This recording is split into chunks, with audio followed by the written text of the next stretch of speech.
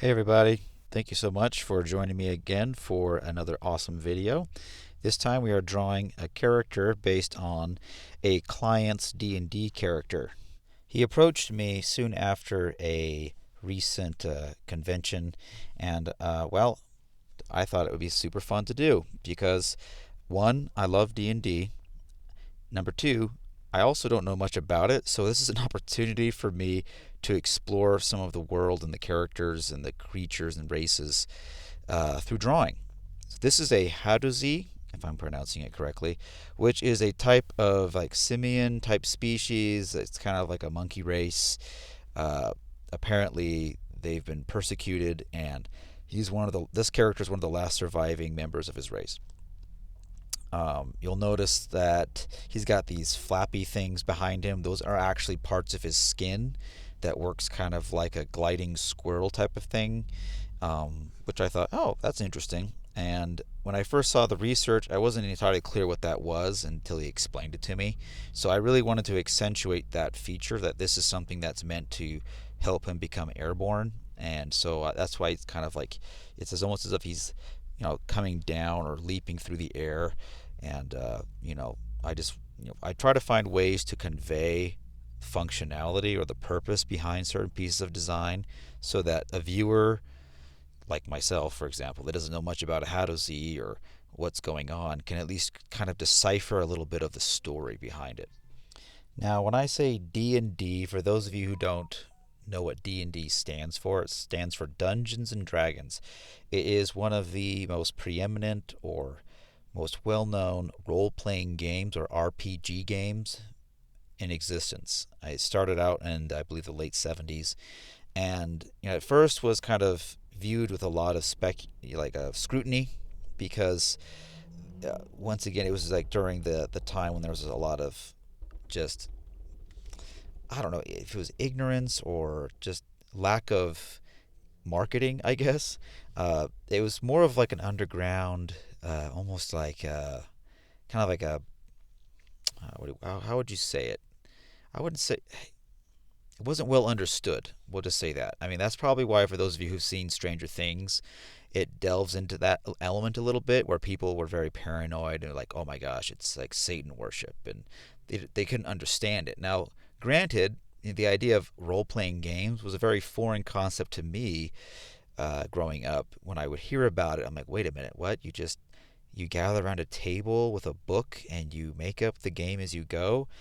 I don't follow, right? I'm used to like the board games and Monopoly, that's very straightforward rules, checkers, very simple premise. Whereas, role playing games are really the imagination curated through a kind of like a live organic discussion, you know? And as I started to delve more into like theater and storytelling of my own, D&D was just a natural fit for me because it allowed me to not only use my imagination but to have like an imagination jam with other people. There's a great community of people that surround this kind of thing, and it's always been something that I wanted to try out. I never had my first experience with D&D. It sounds like a drug, but my first experience with a role-playing game like D&D was in college. I was invited to a session and I was able to form my own character, which I thought this is super cool. And once again, Dungeons and Dragons, it's got such a huge myriad of options now where you can really kind of just do whatever you want. It provides a lot of guidelines and rules if that's what you're into, but depending on the dungeon master, you can really kind of just have more of a casual and uh, organic development of a character and your campaign. So I'm using terms again. So we got Dungeon Master. The Dungeon Master is kind of the referee, the one who helps direct the story, because it is a story. You're kind of participating in a story. You're making decisions, and how effective you are in those decisions is kind of determined by the roll of a die, or once again, the whim of the dungeon master. All of it's supposed to help, create this experience of being part of a story or a quest. Okay, a campaign is that quest. So, for example, the Hadozee could be on a campaign with his other companions to find a special treasure chest, because the client explained that, hey, this is a kind of like a pirate type of world that he's part of. That's kind of cool. Well, anyways, before I digress, so I numbered some of the pipe as you saw there earlier, just so I could better reference the source material he provided. Sometimes I just wing it, but I really wanted to make it feel more authentic to what he had provided. So that's why I spent a little more time numbering and making sure I put down the right number of pipes so that it just felt more authentic to his character.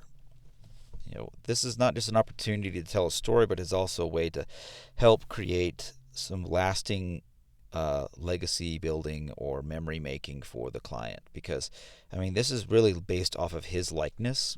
This is, a lot of people will put a lot of love and time into creating their Dungeons and Dragons characters.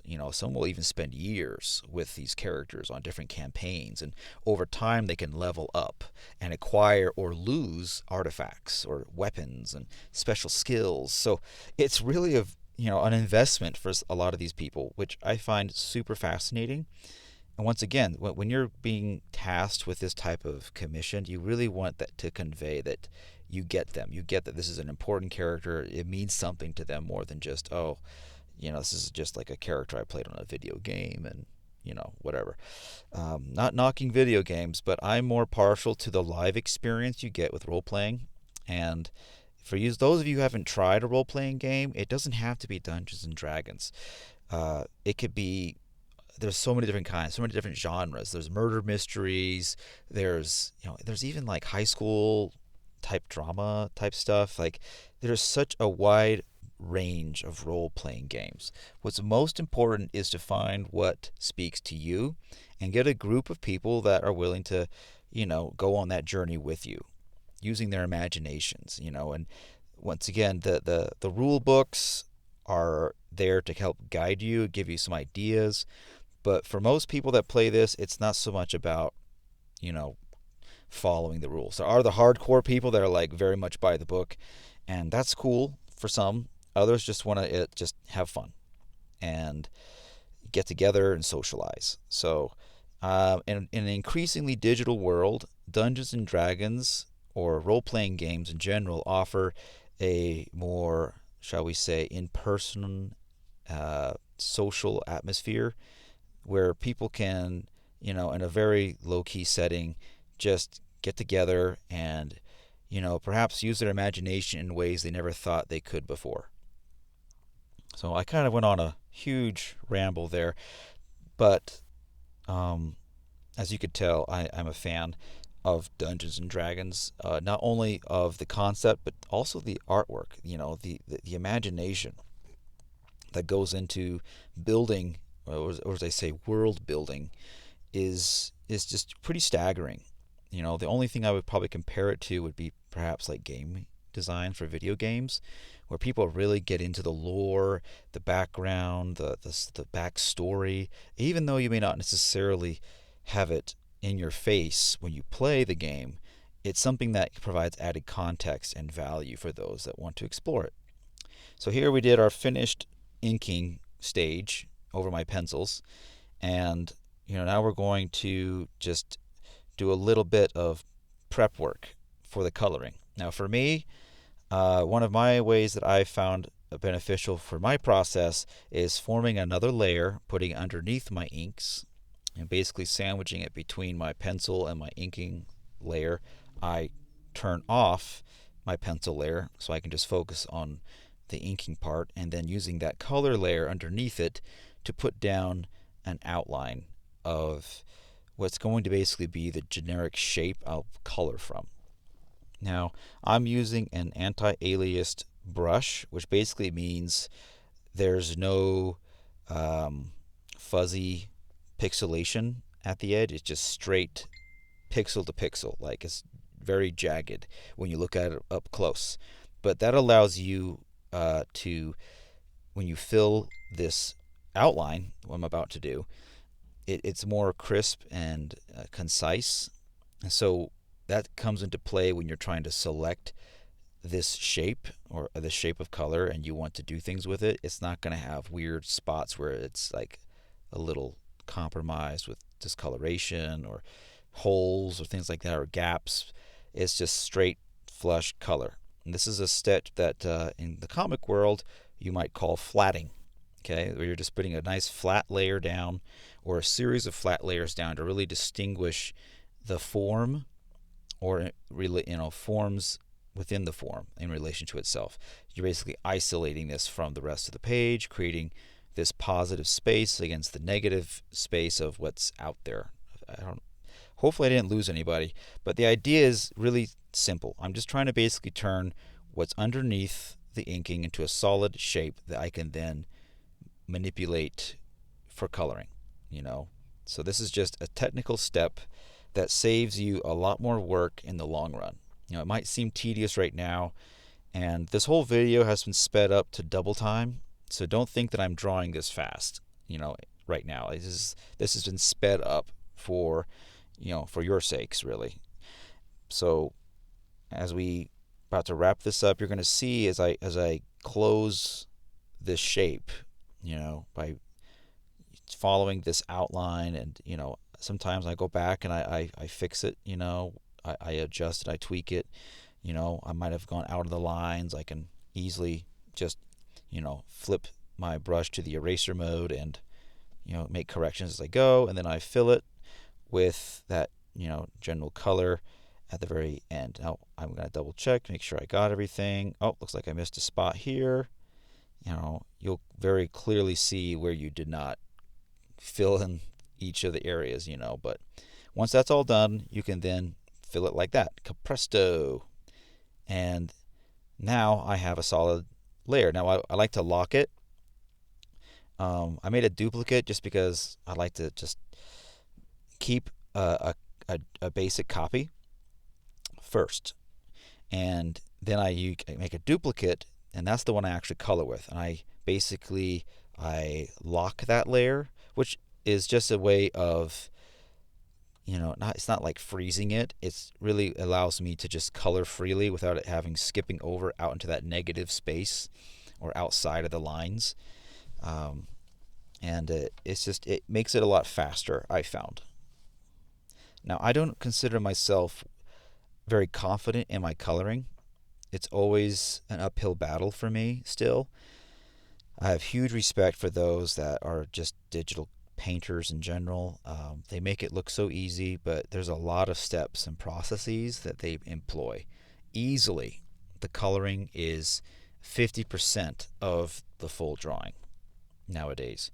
With digital tools now, what used to be just simple stuff is now so much more varied. You can have so many beautiful effects, and it really is just it's been a beautiful frontier since digital coloring really kind of took off, and I would say probably the early 2000s, late 90s, and there's a variety of awesome examples of that. But as we proceed on, as you can tell, I'm now using the basic skin color as a base. I'm flatting out all of this, and once I close off enough of one area, I can then dip the paint brush or drop the paint bucket in there, and just fills the whole spot.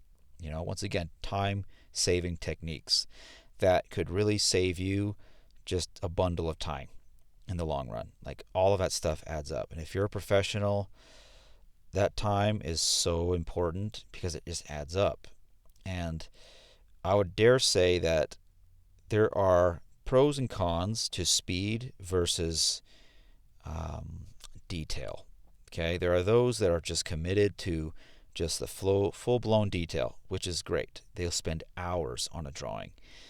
I don't usually have that luxury, so I have to find ways to kind of expedite it.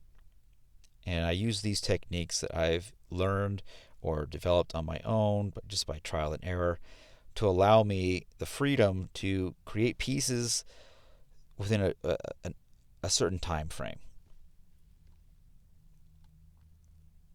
So what I'm saying with all of this is if you want to be fast, great, but just bear in mind that the other challenge is conveying adequate quality and detail. In this case, I'm, getting by, you could say. But there are those that will spend hours and it's awesome and it shows. But once again, if you don't have the time, take advantage of these techniques. So, right, as you can see, I've now selected just our dark greenish gray, and now I can just color within that without affecting the skin. And I'm coloring the hair now, just a very basic flat one color brown, because once again, this is just another step. You're building up. As we started with our very basic core shape, which was like that greenish shape, then I duplicated it, and now I'm adding the separate pieces. Now, in case I goof up or something happens, I always have that basic layer I can go back to. Or if I want to select the whole thing quickly, I can go back to that layer. Once again, there's a reason to keeping certain layers on hand while you're in this process, because if it can help you quickly zero in on something, like for example toward the end, when you want to add little like washes, or what's the word, like filters, you could say, or of different tints and colors and things like that for the whole piece. It's super simple to do that when you've kept your basic layer, that primary layer that I duplicated.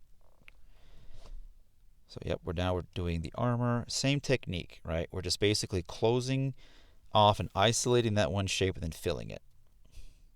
Isolating, filling it. Isolating, filling it. It's a process that seems annoying and redundant at this stage, which is why some colorists will hire someone to flat for them. What do? I'm a comic book flatter. That sounds like a fun job. I can only imagine the conversations, but it is an actual job. So for those of you that are looking for some easy work, look up a colorist and offer to flat their drawings. Okay, that basically would save them this first step, and they can just dive into the more detail and painterly aspects of their work. So here I'm making some decisions here. I want to distinguish the colors, well, not the color, more like separating the shirt from the pants. At this stage, I don't have to be married to the color choices. They just have to be distinct enough from each other that when I select them, they don't select another color that's too similar. Okay, so it's important that at this stage to keep your flats distinct from each other, especially if they're up against each other. You don't want the computer to get confused. Now, there are some settings you can tweak to kind of minimize that, but it's better just to help the computer do its job by not doing colors that are so similar to each other. Make a point to keep them distinct, even if they're like not the actual finished colors. It's just for your ease of use to access that area you want to color much easier. So right now I've picked a certain color for the leather he's wearing, like his belt, the harness on top, and I'm just about there, distinguishing pretty much all the main parts from each other. See, now we're getting close. If you guys have been liking this video, if you find it helpful, or if you find me very boring, I want to hear it. Okay, I want this to be something that people can enjoy and use. Everyone has a different way of learning, and if I'm helping you learn or face your fears, then this is a win. But yeah, I'm saving this to Clip Studio. If you have more questions on what I do, my process, or why I use Clip Studio, let me know. But yeah, here we are. This is the flatted version, and we'll proceed on to part 2, which is coloring. Thanks, guys.